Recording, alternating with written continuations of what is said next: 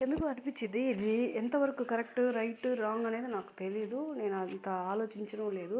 అంటే మనిషి డబ్బు డబ్బు అని పెరిగిస్తున్నాడు కదా! కూడబెట్టి, కూడబెట్టి, కూడబెట్టి అని చెప్పి. అది ఏ విధంగా అంటే మంచి కొంతవరకు మంచి వస్తుందండి. ఇంకా అతి మించితే ఇది ఎక్కువ మోతాదు మించితే ఏ విధంగా అవుతుందనేది ఉదాహరణ నేను అనుకుంటున్నాను. అది కరెక్టో కాదో కూడా నాకు తెలీదు. నా ఈ చిన్న బుర్రకి అసలే లోకజ్ఞానం లేని దాన్ని చీమలు ఎట్లా పుట్టబెడతాయో చిన్న చీమకి పెద్ద పుట్ట కొంచెం పెద్దదే చేసుకుంటుందండి. ఇంకా ఇంకా ఇంకా ఇంకా పెద్దది కూడా పెడుతుంది. ఆ మట్టి చేర్చి చేర్చి చేర్చి పెట్టడం పాములకి చీమల పుట్ట చీమలకు పాములకి స్థానమైనట్టు. అంటే ఎందుకు అంత పెద్దది కట్టింది? ఇంకొకరు పాలు చేయడము.